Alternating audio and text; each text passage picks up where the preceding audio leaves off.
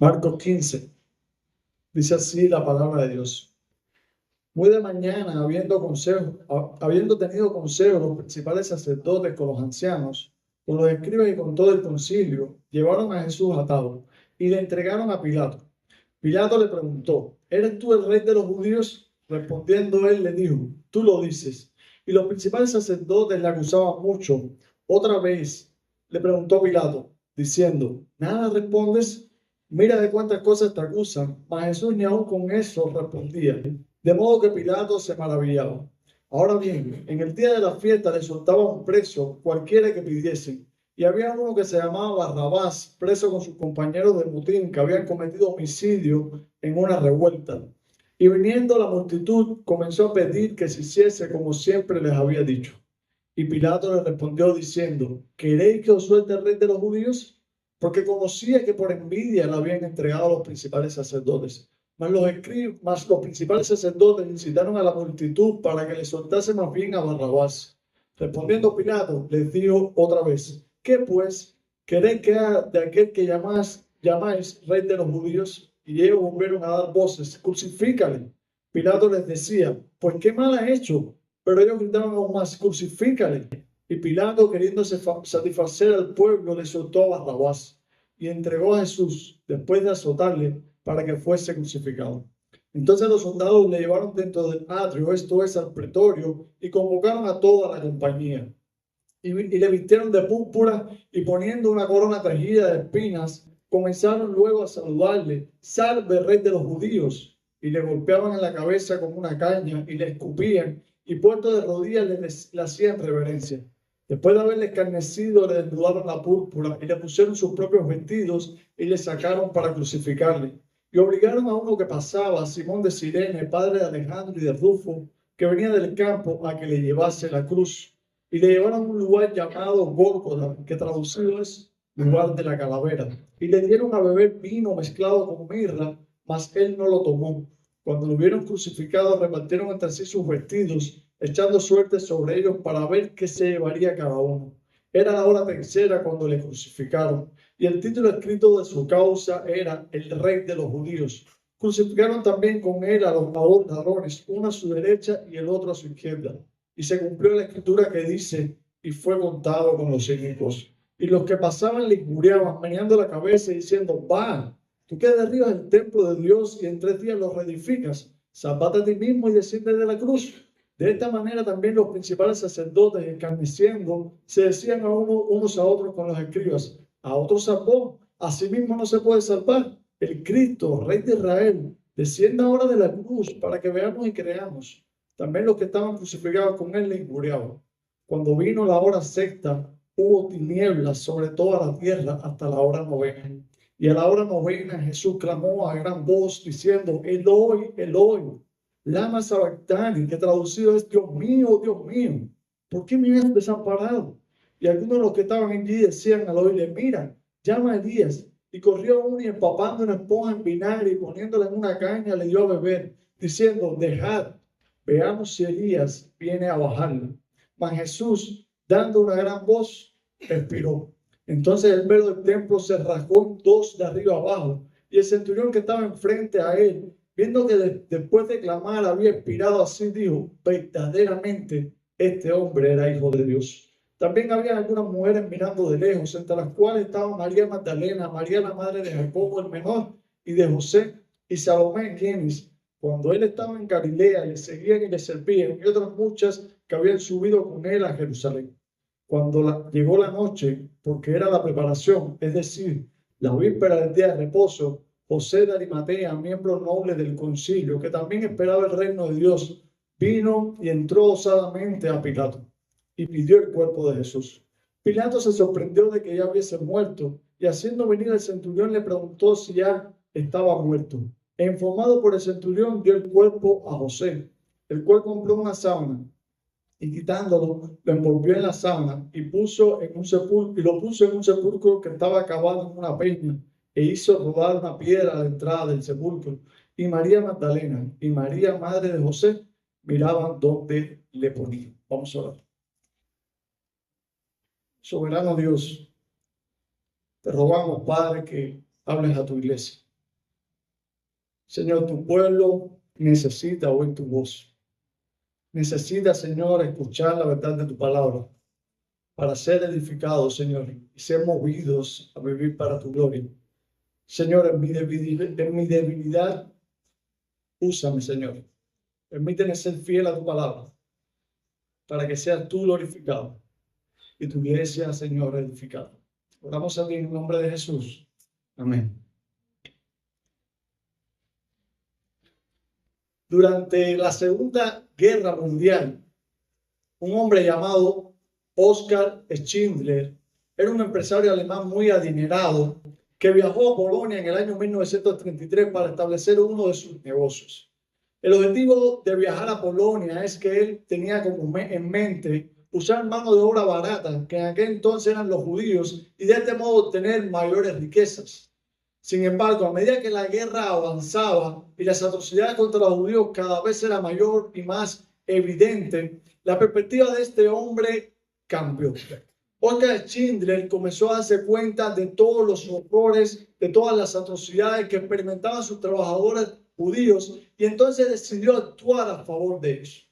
Oskar Schindler tomó todos sus recursos, tomó su influencia para usarlas a favor de los judíos. Pero una de las cosas que ocurrió en él fue que comenzó a ver a los judíos no como meras herramientas de trabajo, no como personas para enriquecerse, sino como seres humanos que también tenían derecho a la vida.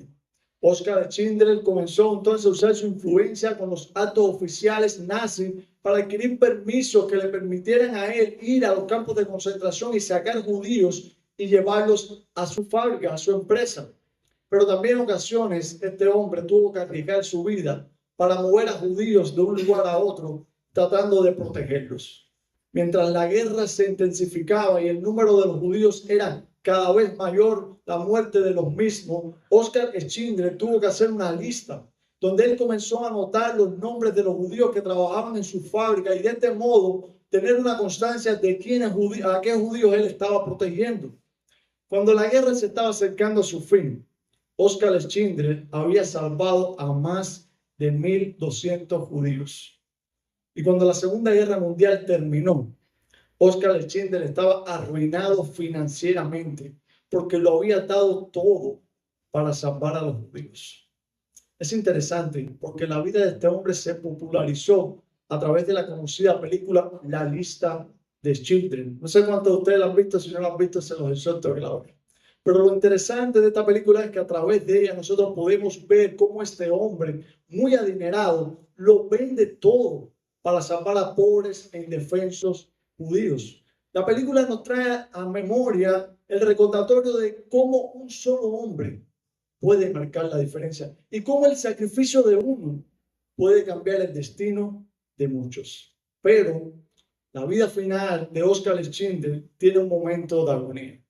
Porque cuando ya Oskar estaba muy viejo, él se angustiaba porque él decía que a pesar de todo su poder, a pesar de toda su influencia, a pesar de todo su dinero, él no pudo salvar a todos los judíos que quería. Sin embargo, nosotros acabamos de leer un texto en el que se nos muestra a alguien que nosotros sabemos que era rico, pero que se hizo pobre, para que por medio de su pobreza nosotros fuésemos enriquecidos. El texto que acabamos de leer nos muestra a alguien que no arriesgó su vida, sino más bien que la dio para salvar nuestras vidas. Marcos capítulo 15, mis hermanos, es un texto que nos muestra a alguien infinitamente superior y más poderoso que cualquier hombre, que se hizo hombre y vino a morir en una cruz para salvar eficazmente a todos los que él quería. Marcos capítulo 15 es un texto que nos muestra a Jesús, el Rey, que murió para darnos vida. Y esta es la verdad que yo quiero que quede en sus mentes. Esta es la verdad que yo quiero que cuando saquen de este lugar recuerden, Jesús es el Rey que murió para darnos vida. Y para entender esta verdad a la luz de este texto, debemos ver qué aconteció con Jesús desde que fue arrestado hasta que él fue llevado a ser crucificado en aquella cruz. Y para eso vamos a dividir el texto en varias partes. Y vamos a comenzar con el versículo 1 hasta el versículo 5, donde nosotros estaremos viendo que Jesús es el Rey que sufrió en silencio. Jesús es el rey, mis hermanos, que sufrió en silencio. Después que Jesús fue arrestado en el monte o en el huerto de Getsemaní, una de las cosas que aconteció con Jesús es que él pasó por dos juicios, uno religioso y otro civil. En el juicio religioso, Jesús compareció ante el gran sumo sacerdote en aquel momento y Jesús fue juzgado como un blasfemo. Dice el capítulo 15, versículo 1, que muy de mañana, habiendo entonces tenido consejo los principales sacerdotes, con los ancianos, con los escribas y con todo el concilio, llevaron a Jesús atado y le entregaron a Pilato. Ahora aquí Jesús está compareciendo delante del tribunal civil del gobernador Poncio Pilato. En este momento la acusación no va a ser que Jesús era un blasfemo, sino más bien que Jesús decía ser el rey de los judíos. ¿Y por qué cambió la acusación en este momento? Porque los líderes religiosos de Israel bien sabían que si se acusaba a Jesús de blasfemo, esto era algo que no iba a despertar interés en el gobernador Poncio Pilato. Cualquier acusación estrictamente religiosa no despertaría interés en el gobernador Poncio Pilato, porque a Pilato, por características, no le interesaban las cuestiones religiosas de los judíos. Así que la acusación es que él es el rey de los judíos. Por eso Poncio Pilato en el versículo 2 le pregunta, ¿eres tú el rey de los judíos? Y esta es una acusación, mis hermanos, muy, pero muy peligrosa. ¿Saben por qué? Porque cualquier persona que se nombrara rey en los territorios que eran gobernados por Roma era una persona que se sentenciaba a muerte. Así que ahora, sabiendo la intención de los líderes religiosos, ellos dicen que Jesús decía ser el rey de los judíos. Y es por eso que Pilato le pregunta, pero Jesús, ¿qué le responde? Tú lo dices. A pesar de esto, las acusaciones de los líderes religiosos continuaron en contra de Jesús. Y Pilato tuvo que preguntarle, ¿qué vas a responder? No dices nada de lo que te acusan, pero Jesús guardó silencio.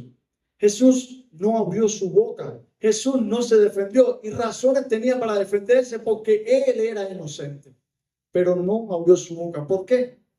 ¿Te has preguntado por qué Jesús no abrió su boca ante tantas acusaciones falsas?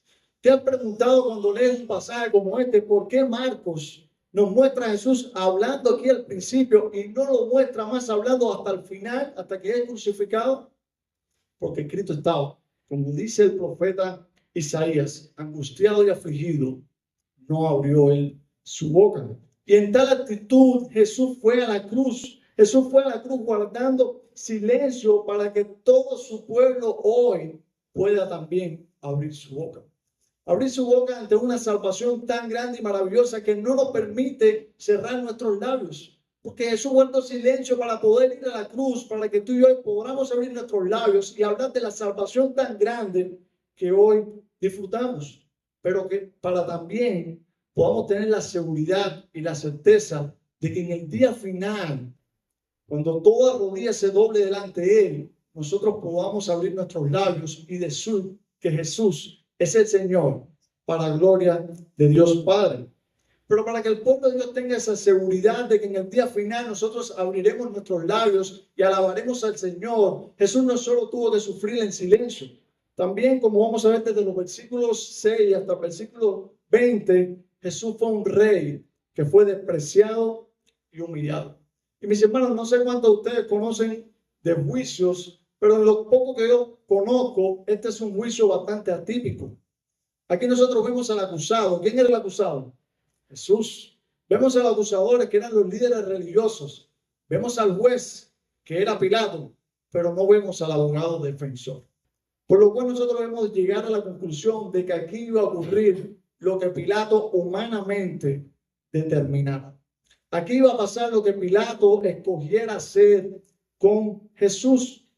Sin embargo, Pilato, viendo que nada de aquello se resolvía, sino que cada vez más la situación con Jesús se intensificaba, él comenzó a usar una estrategia que era común en aquellos días. Y era que en los días de la fiesta, especialmente la fiesta de la Pascua, Pilato le daba la oportunidad al pueblo de que él escogiera, de que el pueblo escogiera a un preso y de este modo darle libertad.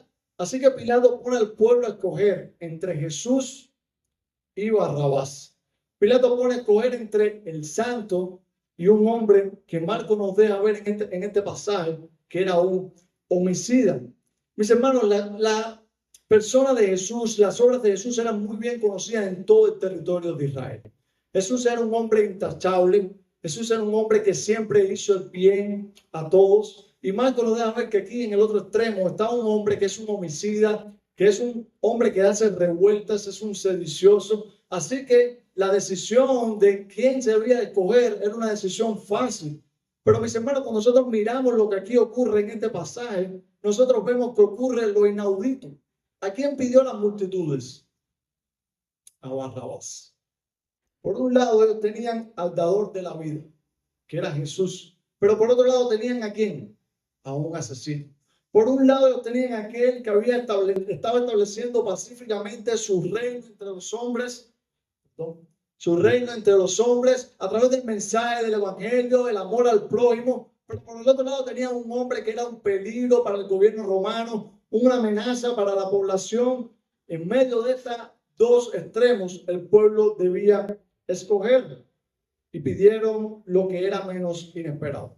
Pidieron que Barrabás fuera libertado. Yo creo que Pilato pensó que este caso lo tenía resuelto. Todas las evidencias pesaban a favor de la libertad de Jesús, de aquel que era justo y bueno, pero se escogió a Barrabás. Pero el pueblo, como dice en el versículo 13 y 14, no solo escogió a Barrabás, sino también pidió la sentencia de Jesús. Y en el versículo 13 ellos dijeron, crucifícale. Y en el versículo 14, ¿qué pidieron? Crucifícale. En otras palabras, pidieron que Jesús fuera muerto. Pero, ¿por qué despreciaron a Jesús? ¿Por qué pidieron que Jesús fuera crucificado? Porque era necesario que el justo muriera por los injustos. Era necesario que aquel que no tenía culpa muriera por aquel que tenía muchas culpas. Mis hermanos, yo no puedo decir que Barrabás sea salvo, pero sí puedo decir de manera literal que este perverso y injusto hombre fue salvo porque otro en su lugar fue crucificado. El justo Jesús fue sentenciado a muerte mientras el homicida Barrabás fue puesto en libertad. ¿Te das cuenta de cuán bello ilustra esta escena el Evangelio? Perciben, mis hermanos, cómo esta escena ilustra de manera maravillosa un aspecto del Evangelio. Y ese aspecto del Evangelio es que no importa cuán pecador tú seas. Este texto dice que Jesús murió por los injustos. No importa quién tú hayas sido en otro tiempo. No importa si tu expediente es peor o igual que el de Barrabás. La Biblia dice que Jesús el justo murió por los injustos para llevarnos a Dios. ¿Te reconoces tú como un pecador? ¿Te ves tú como alguien que en ocasiones le falla a Dios, actúa en injusticia?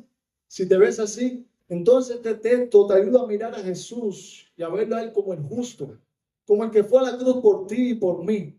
Y si lo crees, serás salvo. Pero también podemos aprender de este texto que a pesar de la mucha e inigualable bondad que Jesús expresó a las multitudes, Jesús fue tratado como el más vil de los pecadores. Es por eso, mis hermanos, que nosotros debemos ser conscientes que los cristianos en este mundo no seremos siempre tratados como queremos. Muchas veces nosotros vamos a hacer el bien y vamos a recibir el mal. Muchas veces aquellos que son cercanos a nosotros, aquellos que a veces están bajo nuestro mismo techo, van a ser las personas que van a ser usadas para hacernos mal. ¿Te ha pasado esto?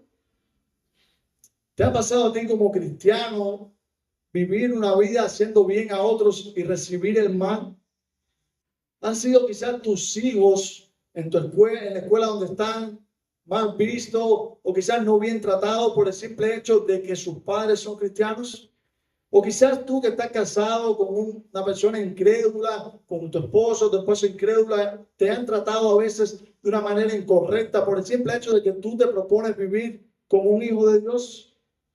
¿Has bebido ese trago amargo que a veces experimentamos nosotros los cristianos cuando hacemos el bien a nuestro vecino o a aquel que trabaja con nosotros y en ocasiones lo que recibimos es agravio o rechazo? Pero si bien esto es una realidad en la vida de los creyentes, que en este mundo caído nosotros vamos a sufrir y haciendo bien vamos a ser maltratados, también es una realidad de que Jesús, a pesar de ser despreciado por las multitudes, también fue extremadamente humillado. Jesús fue el rey que fue despreciado, pero también fue un rey que fue humillado. Fíjense lo que dice a partir del versículo 16 de este pasaje. Entonces los soldados lo llevaron dentro del atrio, esto es, al pretorio, y convocaron a toda la compañía. Allí en aquel lugar Jesús iba a ser torturado, Jesús iba a ser azotado. Y es interesante porque el instrumento que se usaba para castigar a personas como los delincuentes en aquellos tiempos era un instrumento llamado flagelo, que no era otra cosa que un látigo con varias tiras de cuero que en la punta tenía pedazos de hierro y pedazos de huesos afilados. Era con esto con lo que se azotaba a los criminales en los días de Jesús. Así que se llama a una compañía no era nada más y nada menos que 600 soldados para que entraran a aquel lugar, al petróleo, y vieran cómo Jesús iba a ser azotado. Mis hermanos, aunque los evangelios no narran todos los detalles con respecto al maltrato que Jesús experimentó en el pretorio, ni se cuenta tampoco la cantidad de azotes que se le dio, los evangelistas sí se dedican a mostrar que Jesús fue extremadamente humillado. Así que ante aquella cantidad de soldados, Jesús era el centro. Él fue desnudado, atado a un poste y castigado con aquel terrible látigo. Estos soldados estaban ahí para presenciar aquel terrible espectáculo. Mis hermanos, a veces nosotros leemos este pasaje y no nos detenemos a meditar, pero la escena que aquí se describe, que Marcos describe, es una escena escalofriante, porque Jesús va a salir de aquel momento lleno de heridas, de moretones, de golpes, botando sangre a borbotones. A esto súmale que a Jesús le ponen un manto de color púrpura, que era el color de la realeza, ponen una caña sobre una corona de espinas sobre su cabeza, y a modo de burla y de humillación, los soldados romanos se postran delante de él y le dicen: salve al rey de los judíos. Aunque la humillación verbal aumenta, también la humillación física aumenta. Jesús comienza a ser golpeado en la cabeza con una caña. ¿Ustedes se imaginan eso? La crueldad de un soldado romano toma ahora frente a este hombre inocente una caña con una corona de espinas puesta sobre su cabeza, y comienzan a golpearle. ¿Se imaginan ese momento? La cruz de espinas, la corona de espinas, perdón, comienza a clavarse en su frente, en su sien, en toda su cabeza. Comienzan a escupir su rostro. La sangre que botaba del rostro de Jesús se lía con la saliva de aquellos soldados. ¿Te imaginas tú en esta situación? En algún momento tú has pensado que eso es lo que tú y yo merecemos por nuestros pecados.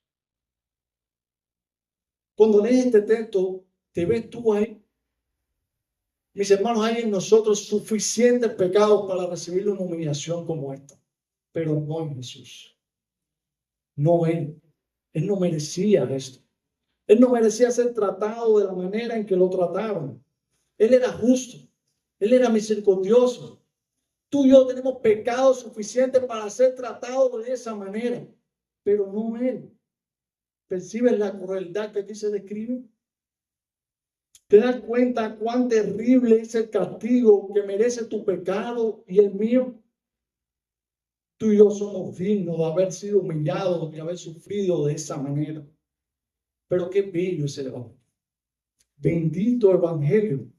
Qué bueno es saber que Jesús sufrió esa extrema humillación para que tú y yo no seamos humillados. Qué bueno es saber que Jesús fue desnudado para que tú y hoy seamos cubiertos con el manto de su justicia. Qué bueno es saber que el Señor llevó una corona de espinas para que tú y yo tengamos la seguridad que en el cielo llevaremos una corona de gloria. Qué bueno es saber que Jesús se identificó plenamente con nuestra pecaminosidad para que nosotros fuésemos hechos justicia de Dios en Él. Qué bueno es saber que Jesús, siendo rey, se hizo siervo para que nosotros, siendo esclavos del pecado, fuésemos libertados y adoptados como hijos de Dios. Pero si bien Jesús fue el rey que sufrió en silencio, fue el rey despreciado y humillado hasta lo sumo, también vamos a ver en los versículos del 21 al 47 que fue el rey que fue crucificado, burlado y al final sepultado. Después de toda aquella vergüenza, dice la Escritura que Jesús fue llevado al Gólgota. Y tan débil él estaba, había perdido tanta sangre que no tenía fuerza ni siquiera para llevar la cruz. Y fue necesario que Simón de Cirene, que pasaba por aquel lugar en aquel momento, le ayudara a llevarla. También Jesús fue crucificado en el Gólgota, que para algunos, según las películas, es un lugar en una colina, pero no es así. Marcos nos deja ver que Jesús fue crucificado en un lugar fuera de la ciudad, por donde la gente pasaba y podía verlo. Así que en medio de toda esta terrible situación, se pone sobre la cabeza de Jesús un cartel que decía el rey de los judíos. Y este cartel no era otra cosa que una expresión de burla por parte del gobierno de Roma. Una expresión de burla de que miren, el rey de los judíos, miren la condición en la que está. A esto súmale que les crucifican dos ladrones a su lado. Mis hermanos, la crucifixión era la forma más cruel de morir en aquellos días. El orador y filósofo Cicerón decía que no hay palabras adecuadas para describir una opción tan horrible como la crucifixión. Se ha dicho con propiedad que el que era crucificado moría 1000 muertes. Entre los horrores que sufría el crucificado estaban, por ejemplo, los siguientes: inflamación de las manos y los pies por los clavos que los fijaban al madero, fuerte dolor en los tendones de las manos y los pies, también un palpitante dolor de cabeza, falta de aire, sed, y así estuvo Jesús desde las 9 de la mañana hasta las 3 de la tarde. Y mientras Jesús estaba suspendido entre el cielo y la tierra, algunos, dice Marcos en el versículo 29 y 30, se burlaban de él. Eran personas que pasaban por delante de él y hacían burla de él. A esto súmale que los escribas y los fariseos estaban allí, murmuraban entre ellos y también hacían burla de él. Y los ladrones que estaban crucificados a su lado también se burlaban de Jesús. Pero es interesante porque en medio de esta burla hay algo común.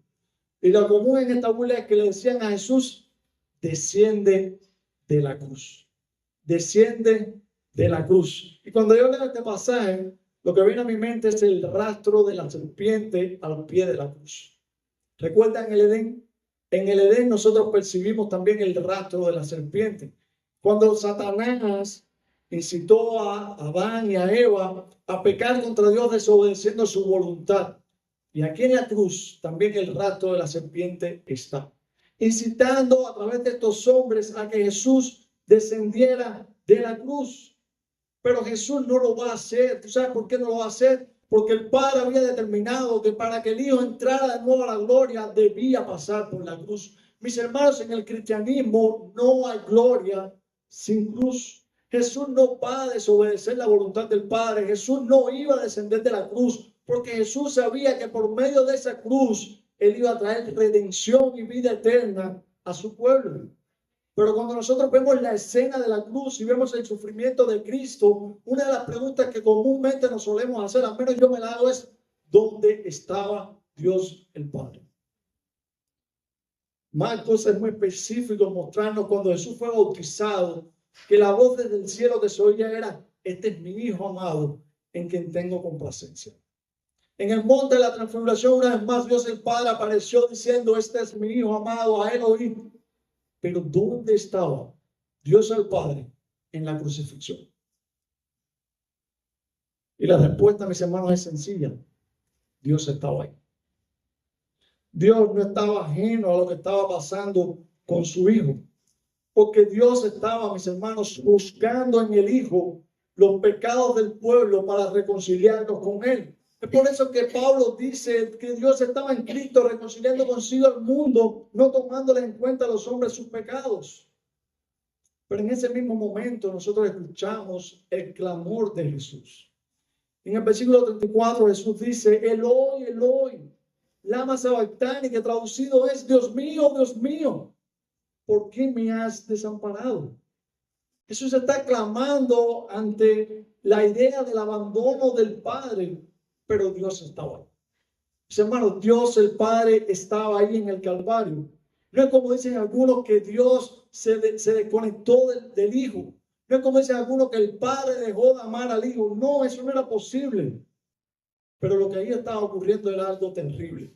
Y era que Jesús estaba cargando el pecado de todo su pueblo. Es cierto que en su humanidad, en un sentido real, Jesús fue desamparado por el Padre, porque es imposible que el Dios 3 veces santo tuviera comunión con su Hijo, que en ese momento era maldito, que en ese momento estaba cargando todos nuestros pecados.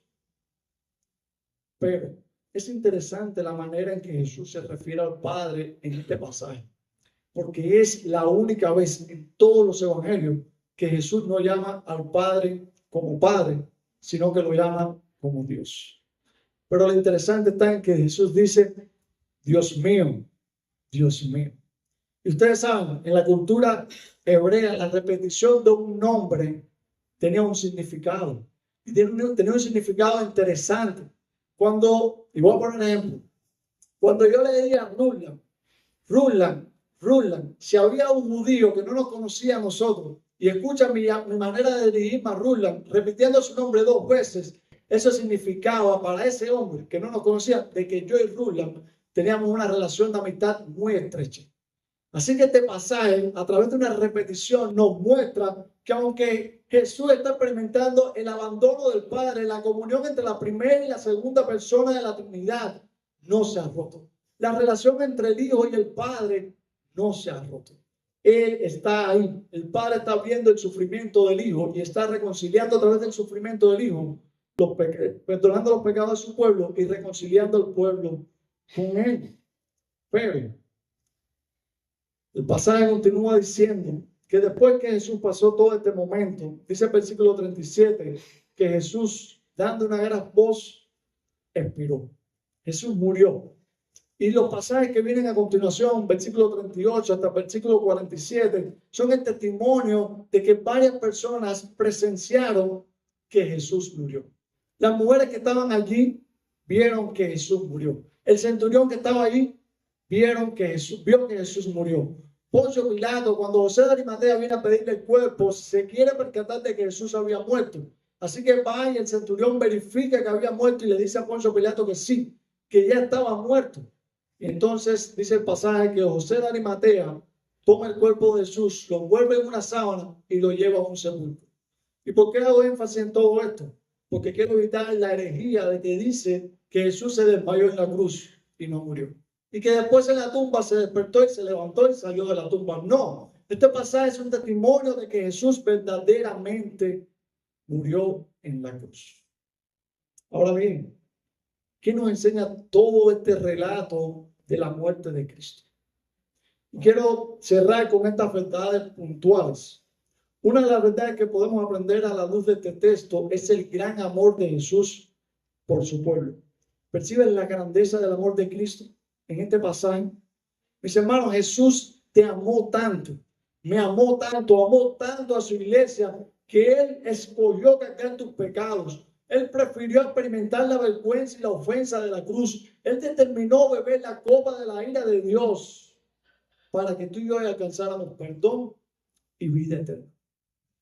Es por eso que no podemos minorizar la gravedad del pecado. No podemos ver el pecado en nuestra vida como pequeñas fallas que si son descubiertas seremos avergonzados. Mis hermanos, tus pecados y los míos llevaron al Hijo de Dios a la cruz. Tus pecados y los míos hicieron que la segunda persona de la Trinidad se encarnara y en la forma de hombre muriera en una cruz. No podemos pasar por alto nuestros pecados ni verlo como mentiras piadosas o mentiritas blancas. Nuestro pecado llevó al Hijo de Dios a la cruz. Pero su amor es tan grande que por muy grande que sea tu pecado, si tú arrepentido acudes a Él, si en humillación tú reconoces a Jesús como tu Señor y Salvador, dice la Escritura que tu pecado será perdonado. porque Él no desprecia el corazón contrito y humillado, porque Él ama a aquel pecador arrepentido que acuda a Él por salvación.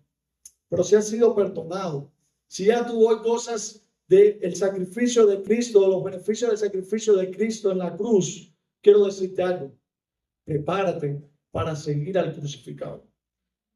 Y no te quiero decir con esto que tú tengas ahora que ir a una cruz literalmente como Jesús y morir. Lo que te quiero decir con esto es que debemos tomar nuestra cruz cada día y seguir en pos de Jesús. Prepárate para darle muerte cada día a tus pecados. Prepárate para darle muerte en una cruz a todos tus sueños, metas, propósitos que te alejen de Dios. Prepárate para darle muerte en una cruz a tu voluntad, para que sea la voluntad de Dios la que rija y dirija sobre tu vida.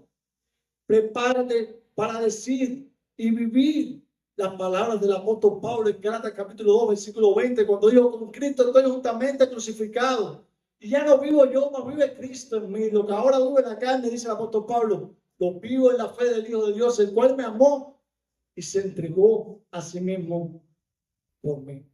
Prepárate para cada día tomar tu cruz y seguir en pos de Jesús.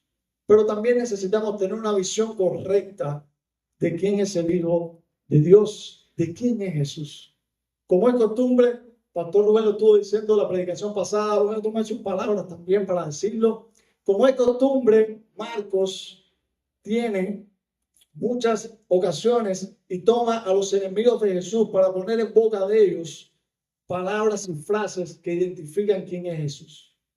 Y Marcos lo ha hecho con Poncio Pilato. Versículo 2 dice que él era el rey de los judíos. Versículo 9 vuelve a decir que es el rey de los judíos. Versículo 12 vuelve a decir que Jesús es el rey de los judíos. Marcos lo ha hecho a través de los líderes religiosos de Israel, cuando ellos dicen ahí frente a la cruz que tú eres el Cristo del rey de Israel. Marcos ahora lo hace a través de este centurión en versículos 39, cuando él dice: verdaderamente este hombre era hijo de Dios. Y lo que me llama la atención es la manera en que Marcos está cerrando su evangelio, porque aquí estamos en el final del evangelio de Marcos casi. ¿Y cómo comienza el evangelio de Marcos?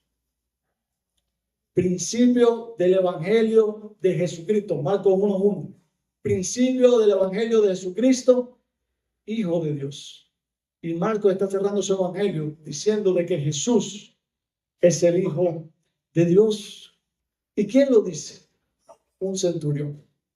¿Quién lo dice? Un hombre que para los judíos era un gentil, un pagano. Es quien está haciendo esta declaración. Pregunta: ¿vino Jesús a morir solo por los judíos?